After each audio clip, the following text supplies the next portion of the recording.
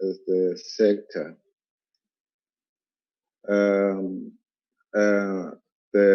we would like to appeal for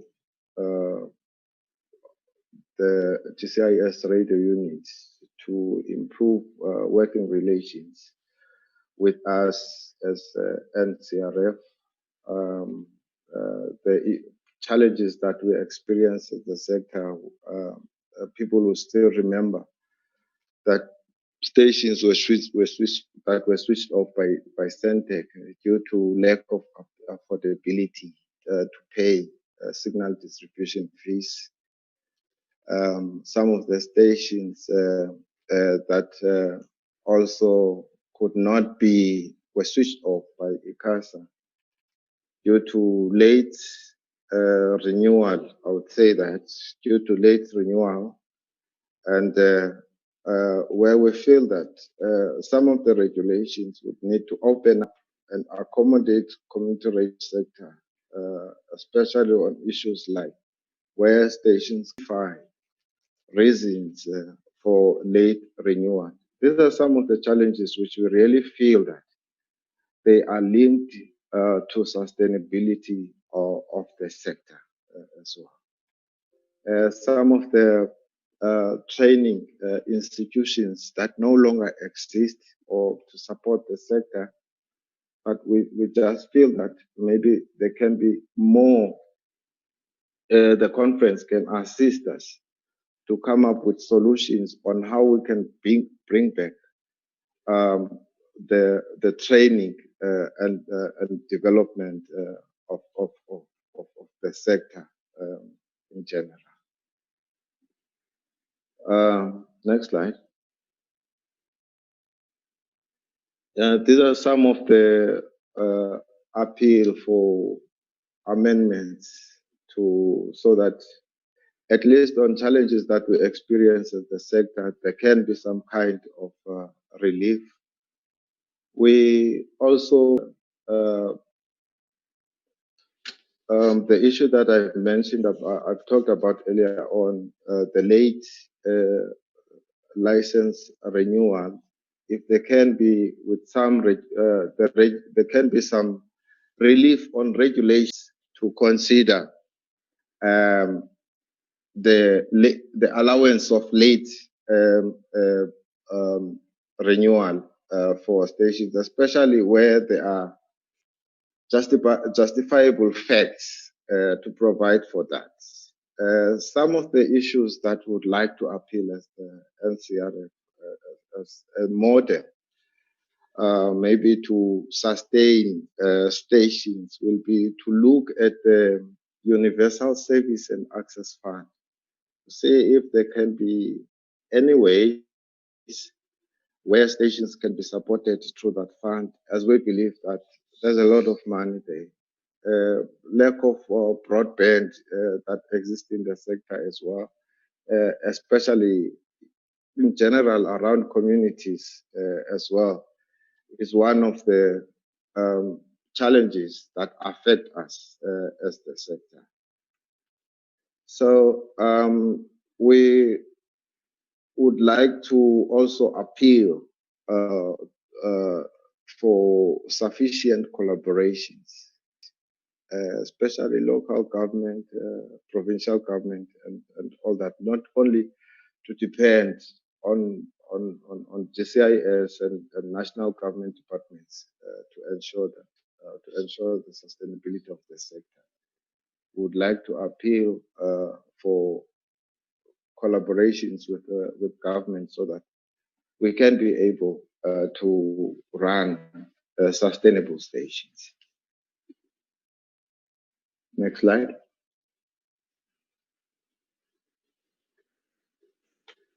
Thank you very much, Chair, for affording us this opportunity to present the history of community media as the NCRF and some of the reforms that we feel that can take us forward as community media sector. Thank you very much, sir.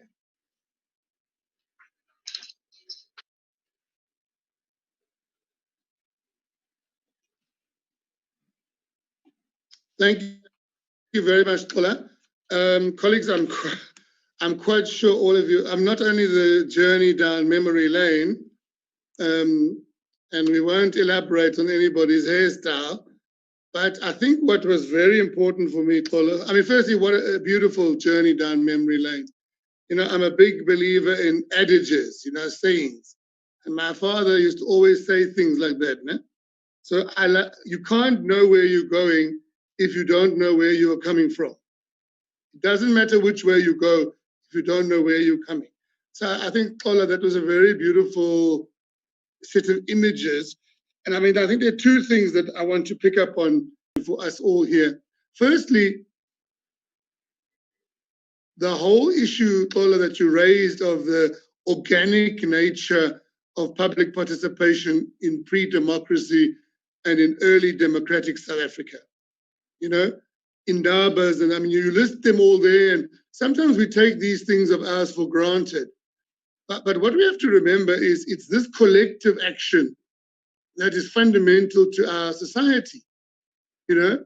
So I think the researchers need to understand the character of our collective action, our advocacy, the work we did, and how we can maybe have strategies that rekindle that work, that ensure that that active citizenship dimension is very fundamentally driven as this radio sector did it historically.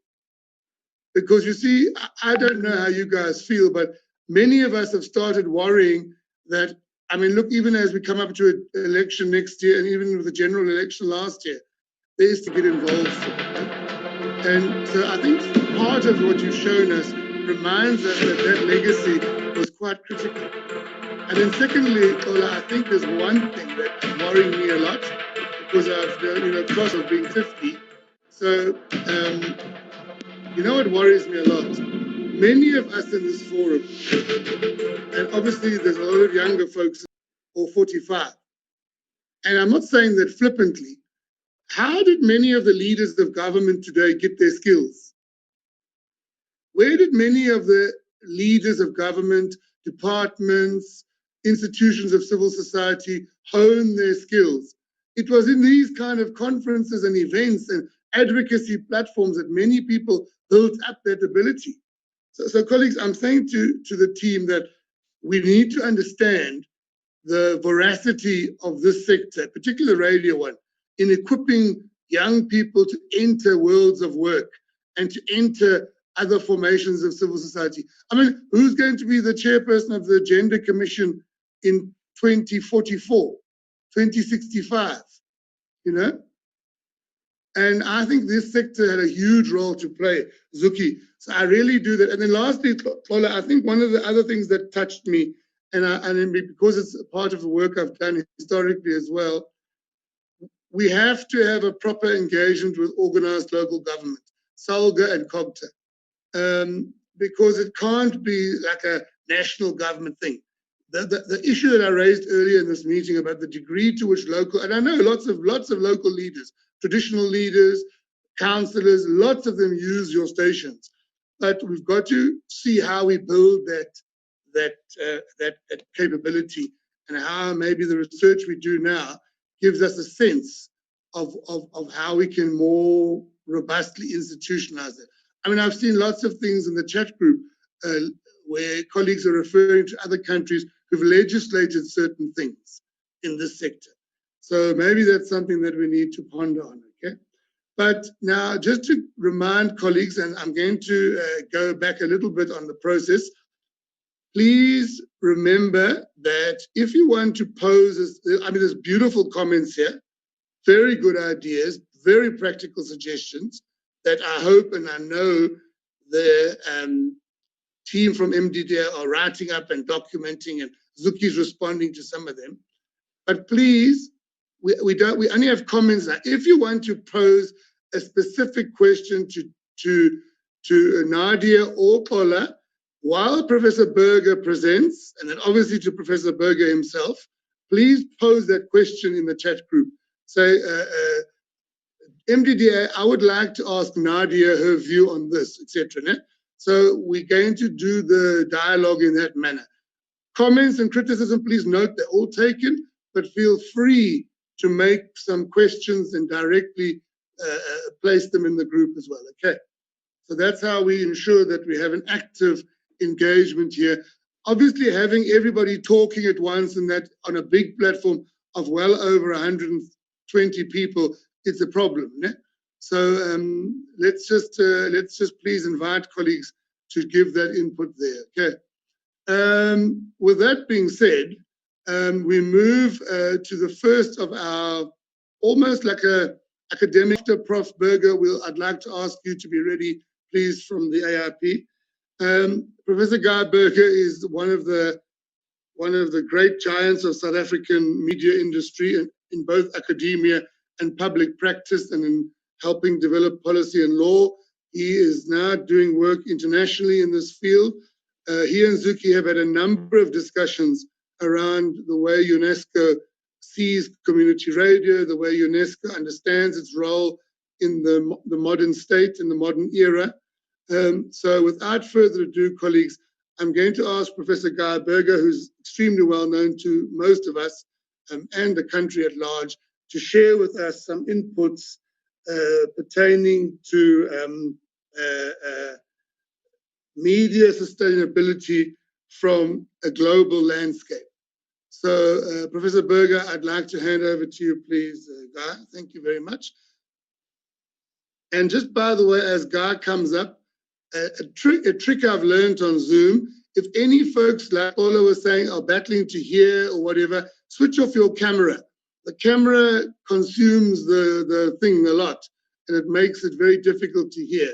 Once you take the camera off, you tend to be much better. So, Professor Berger, over to you, please.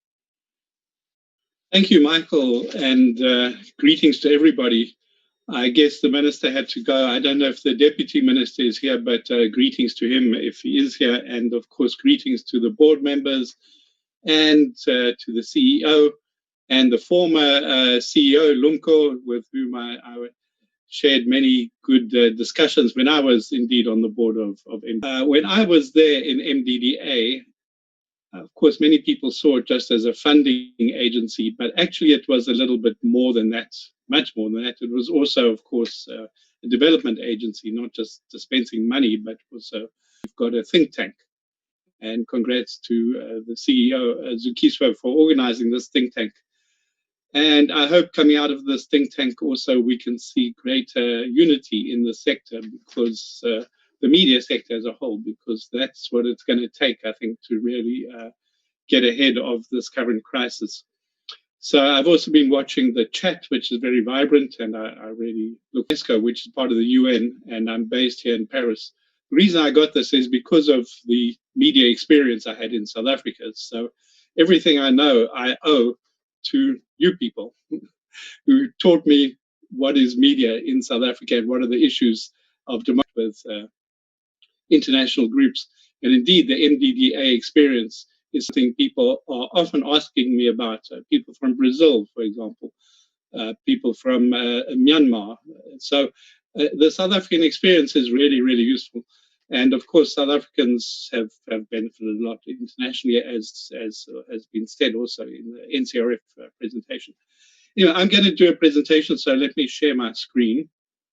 And if I get this right.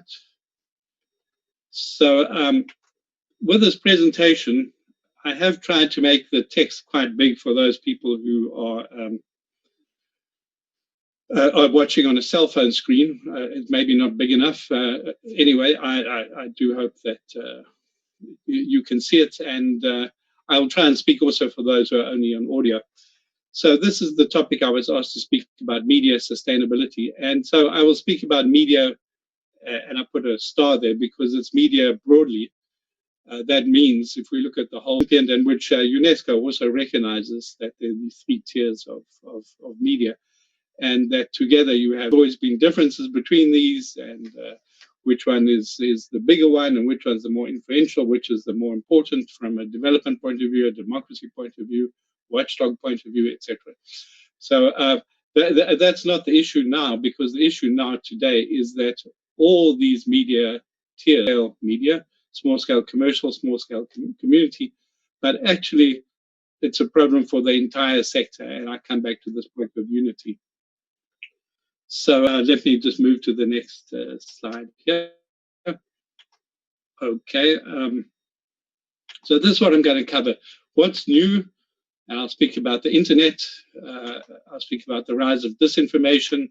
I'll speak about what's happening around the world, some of the opportunities and risks. I'll touch on this question of what is the viability that we're looking for.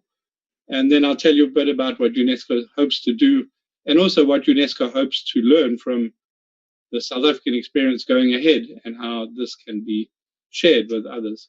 Point there is the question of what's new. Well, I think many people have seen that the internet has meant that the media has become an endangered species in the past years. And now there's a risk of actually media organizations dying off in an extinction event thanks to COVID. Of course, you know about the magazine companies in South Africa, as just one by the SANEF, which was titled COVID is not just killing people, it's killing media. So this is a really point in the road where we have to do something. And this is why if I look on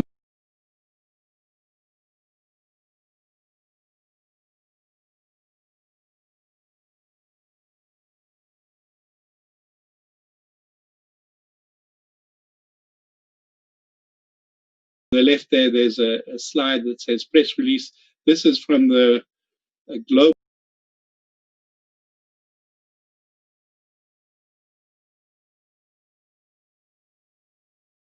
huge global fund that can really help what they call public interest. But you're speaking about mega money here, and of course that is not easy to get together. Certainly not a short-term scenario. But anyway, these are some of the big developments at the global level. Now, I wanted to say a little bit about why we've got to this point, and I think we can look at these stages here. So the blue dot I is internet. This was back in the early days in the 90s. And it's a small blue dot with the I for internet and a big yellow dot with the M for media. And you can see these were two separate worlds, and the media world was bigger than the internet world. Then we began to see, of course, the internet world growing and the media world beginning to have some convergence with that. And then we came to the situation in more recent years where really the internet communications media is now very small and partially absorbed by this. So essentially what we see here is that the media is increasingly swallowed by internet. And that's got a lot of consequences. The first consequence is if we see of course, media is much wider than journalism, but journalism is a distinctive part of the media mix. Journalism about news, it's about telling stories, it's about